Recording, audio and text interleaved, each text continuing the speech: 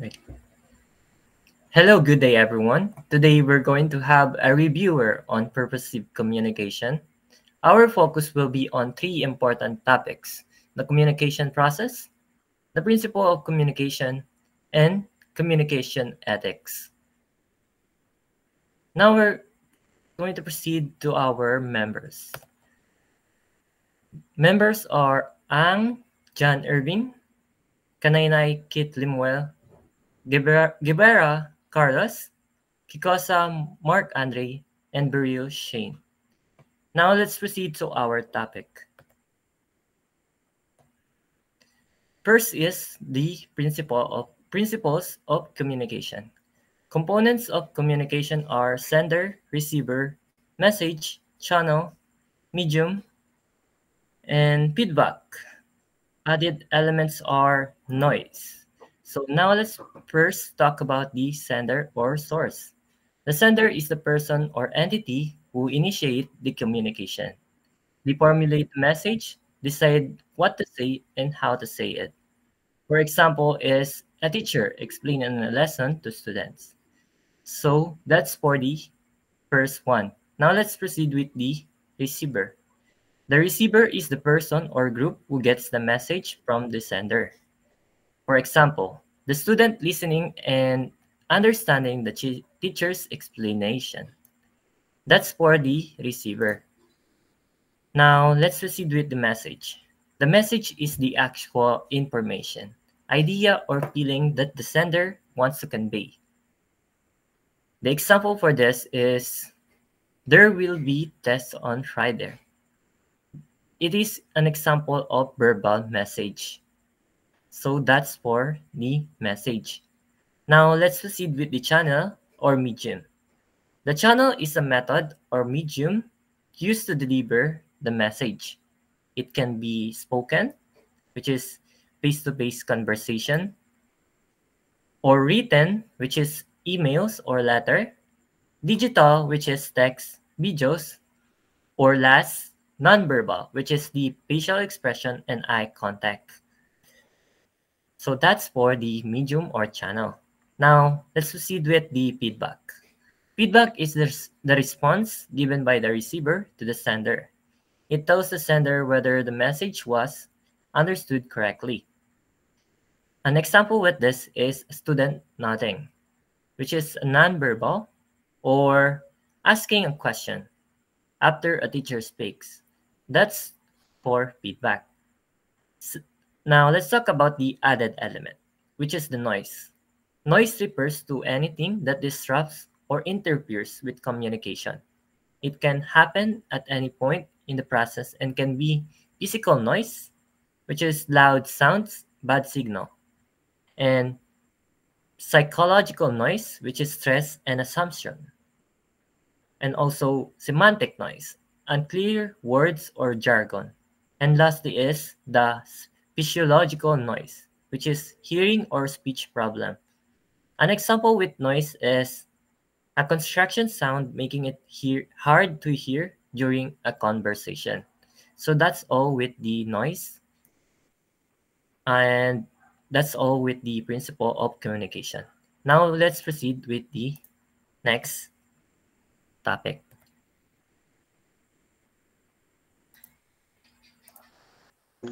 So for the principles of the communication, so we have at least two, which is the clarity and then the conciseness. So these principles means that our message should be clear and easy to understand, and then so we should avoid using jargons or complicated words. So especially if the listeners might not be familiar with them. So the goal of this principle is to get straight to the point. Um, Might remember that, get straight to the point without confusing the audience. So the key here, to fully understand what you were saying, use simple and direct language so that the message is easily received. So the second one is the principle of verbal and the non-verbal communication. So we're done with the clarity and conciseness. So again, if you use uh, clear words to avoid jargons, so and get to the point. That's the key. And for the second one, which is the nonverbal and the verbal communication, so communication isn't just about what we say. So it is also includes nonverbal cues. So like expressions, gestures, and then the body language. So for the nonverbal communication, it is even more powerful than the verbal. Of course, because nonverbal communication can be even more powerful than the spoken words. So, action speaks louder than words. Yun nga yung naisip nga natin. Yung mga saying po natin ganun. So, if you encounter that, so yun nga yung sinasabi nila. So, action speaks louder than words. So, it reminds us that sometimes what we do says more than what we say. So, the key idea for here is both verbal and non-verbal message are all matter. So that would be all for the principles of clarity and the conciseness, and for the principle of verbal and the non-verbal communication. Of course, the verbal it's when um when something that you would say or trying to say to the audience. So let's proceed to the next one. All right, so there will be another two principles of communication. The other one is will be the principle of active listening. Active listening is important in a successful communication process. If proper message is conveyed, appropriate feedback is relayed. So, active listening, ito is pagkikinig sa isang active speaker. Ito yung fully understand and respond sa ating sa nagsasalitang speaker. So, basically doon sa nakikinig rather, is kailangan full attention dun sa nakikinig.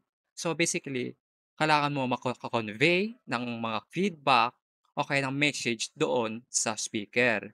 Kaya dito tayo tinatawag na active listening. So yung nakikinig, ulitin ko lang, yung nakikinig is nagbibigay ng feedback doon sa speaker. Kaya doon sa pangalawa, tinatawag natin na principle of feedback at response. Effective feedback and response between the sender and the receiver happen when both are engaged in an open dialogue. Siyempre, pag may nagsasalita, siyempre kailangan mo ng ano, feedback dun sa nagsasalita. Let's say, teacher, di ba? May nag-ask sa'yo ng questions about this subject.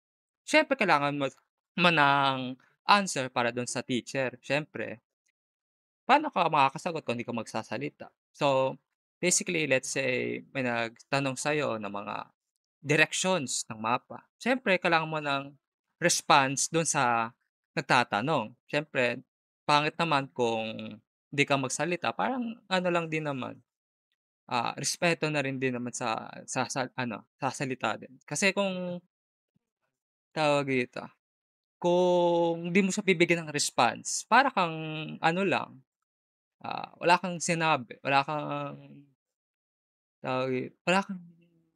tinulong dun sa kanya. So, basically parang ano lang talaga, maging active sa pagkikinig sa speaker. So, next up, so next.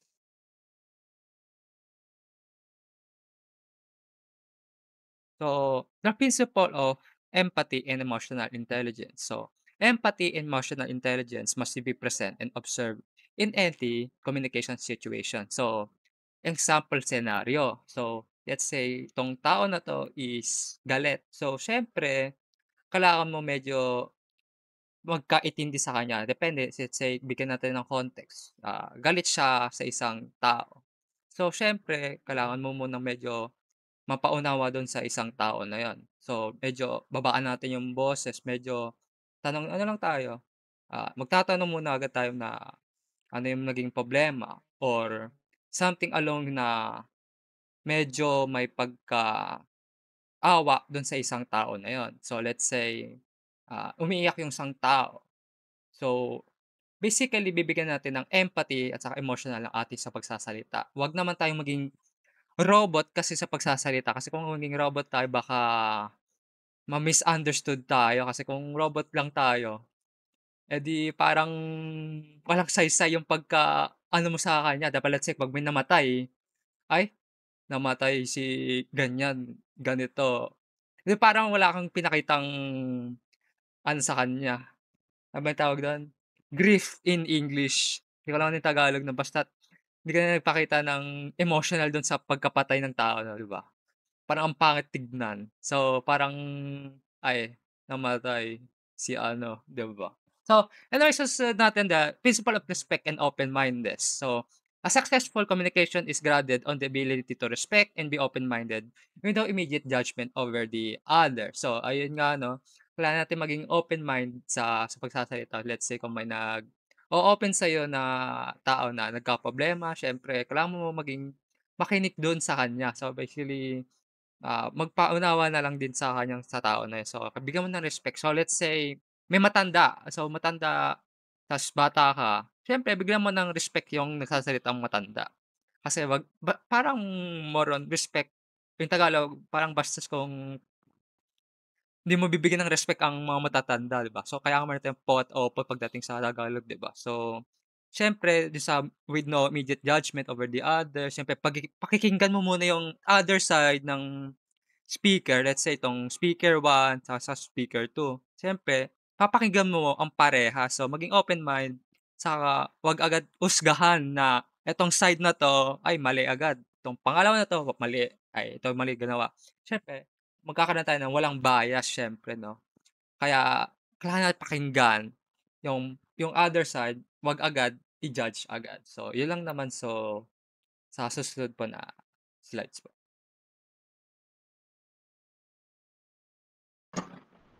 So here are the other examples of principles of communication. The principle of coherence. Coherence is the logical organization of the message that needs to be conveyed. Coherence means putting your ideas in order so they make sense. When each point leads to the next, people can follow you and remember what you said. For example, during our team meeting, I said, first, we'll review last quarter sales figures. Then, we'll discuss customer Icon po ba? feedback. Finally, we'll set goals for the Tanong next pala. quarter.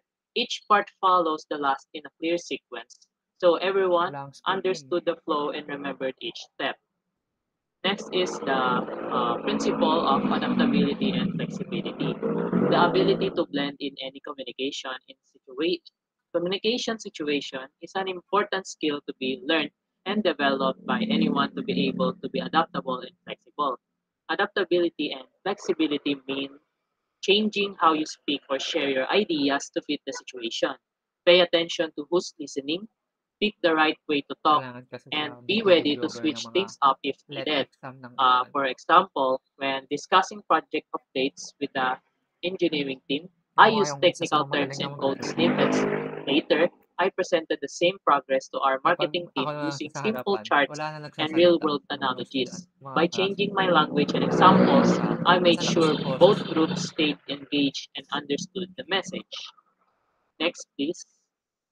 Kaya nga. Now, let's turn to the core values that guide how we communicate every day. So, This ethics helps us build trust, avoid confusion, and show we care about others. We'll look at 4 key principles: honesty, clarity, respect, and openness, and see how each one makes our conversation stronger and more meaningful. Honesty. Always tell the truth. When you're honest, people trust you. Clarity. Speak so everyone understands. Clear messages prevent confusion. Respect. Value others' opinions and feelings. Respect builds positive connections. Openness. Be willing to share and receive feedback. Openness fosters growth. By practicing honesty, clarity, respect, and openness, we create stronger, more meaningful conversations. Next, please.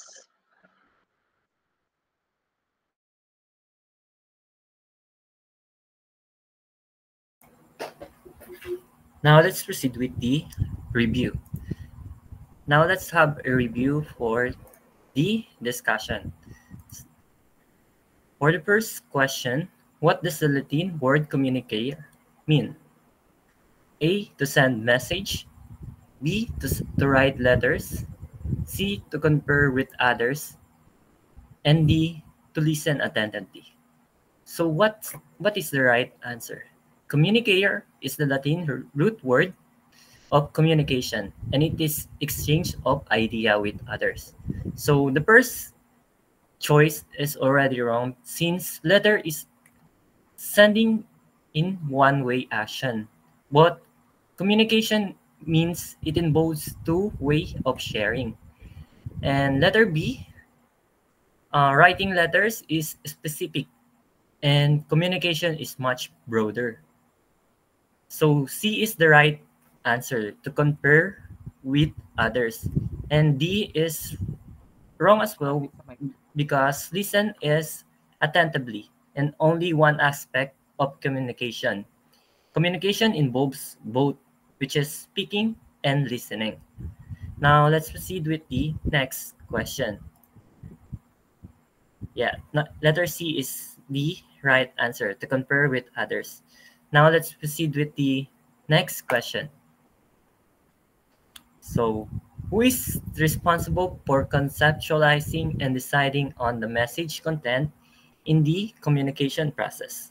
Letter A is medium, letter B, channel, letter C, receiver, and letter D, sender. So, let's proceed. Let's reveal the answer. The answer is letter D, sender. So, why sender? The sender creates and plans the message. They decide what to say and how to say it. The other options either carry the message or receive it. They don't create it. So that's why the answer is the sender. Now let's proceed with the number 3. Number 3, what is the form of the message being delivered in the communication process? Code. So A, channel, B, feedback, C, medium, and D, message. So let's proceed. Let's reveal the answer. The answer is letter D, message. So why? Why is it message? Uh, it's how the message is delivered. So channel is the path, and feedback is the response, and medium is the form that takes spoken, written, and visual. So the message is the answer. Now let's proceed with the next question, which is number 4. For number 4, what is the setting or environment of the communication process called? Okay, let's reveal the answer. The answer is letter B. Why letter B? Context. Context is the surrounding environment, physical, social, cultural, and psychological, that shapes how we interpret messages. Why feedback is wrong? Letter A. Feedback is the response the receiver sends back to the sender. Why noise is wrong? Because noise refers to anything that distorts or interferes with the message, not the environment itself. And why letter D is wrong? The letter D, channel. The channel is the medium, not the broader setting in which communication happens. Next, number 5. What type of noise interferes with communication due to external factors like loud neighbors? Okay, let's reveal the answer. The answer is letter C, physical noise. Uh, okay, why is it physical noise? Because uh, physical noise is the correct one. But first, let's talk about why is the letter A is wrong. Semantic noise. Semantic noise arises from misunderstanding of words or symbols. Letter B, psychological noise is wrong because psychological noise comes from mental and emotional states, and psychological noise involves biological factors. And uh, physical noise is the right one because any external or environmental disturbance, physical noise is any external or environmental disturbance. Next, please.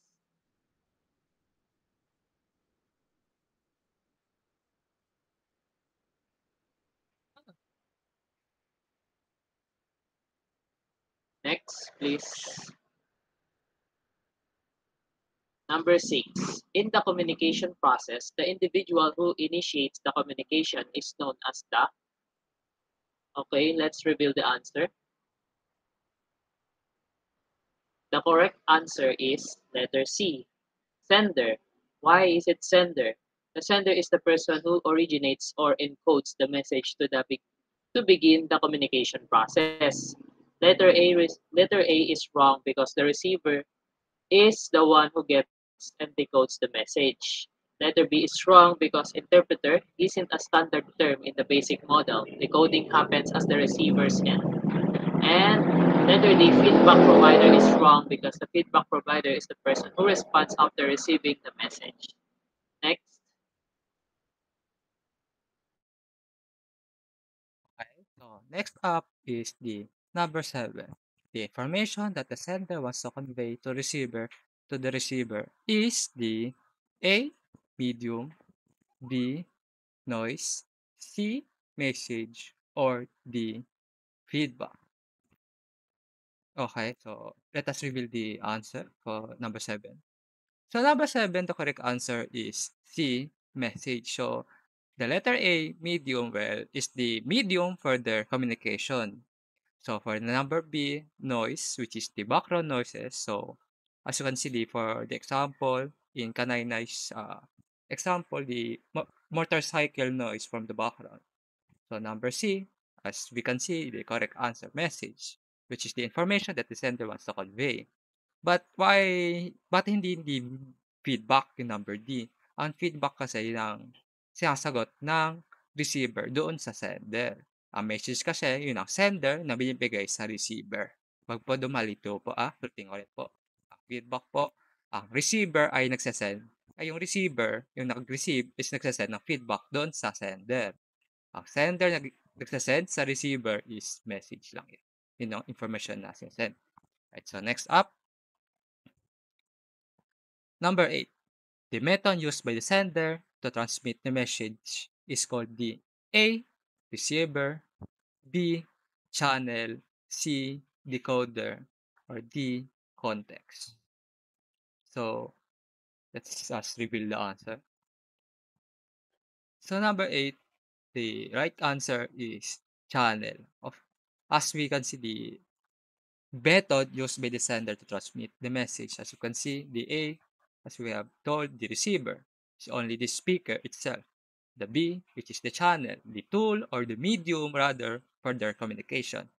While the C, well, it decodes the message. So the D, which will be the context of the message. So next up,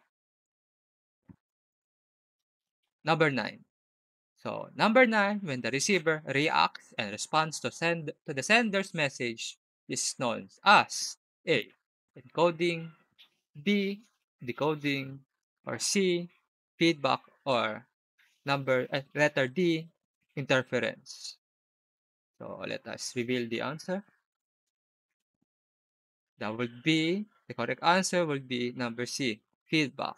The keyword for this one will be the receiver reacts and responds to the sender's message. So as you can see, the A and B is the encodation or decoding of the message. So the letter C, the feedback, which would be the feedback of the receiver or to the sender itself, or themselves, I mean. So number D is the interference, i.e., it could be called as the noise, but it's another word for noise. All right. So next up will be number 10. So, of course, for the last question, so let us proceed. So, number 10. What a loud sound from a passing vehicle while two people are talking face to face is an example of A. Semantic noise, B. Psychological noise, C. Physical noise, or D. Psychological noise. So you may take 10 seconds to answer if you're seeing this. So now let's reveal the answer. Yeah, so letter C. So why letter C? So as per Circuit says a while ago, so any physical noise refers to the any external or environmental. So since our question is a sound from passing vehicle, why two people are talking to? So environmental yon. So that means a distraction. So that interferes with the communication. So in this case, yung loud noise from the vehicle makes it hard to two people to hear each others clearly because yun nga merong loud noise galing sa vehicle. So naglalakad sila, 'di ba, nag-uusap silang dalawa. So nadi-disrupt yung kanilang conversation rather. So why A is not the correct answer? Because it happens when the meaning of words causes or confusion. So let's say for example, using jargons or the unfamiliar terms or words. So for the B and the D, so why it is not the right answer? Because it is refers to the mental or emotional distractions like stress, bias, or personal thoughts that affects how we interpret the messages. So the key here is to interference from the environment such as noise, distance, or poor signal. So that's the physical noise. So thank you. So that's all for the review, sample review. I hope you learned something, and thank you very much. That would be all. And these are references.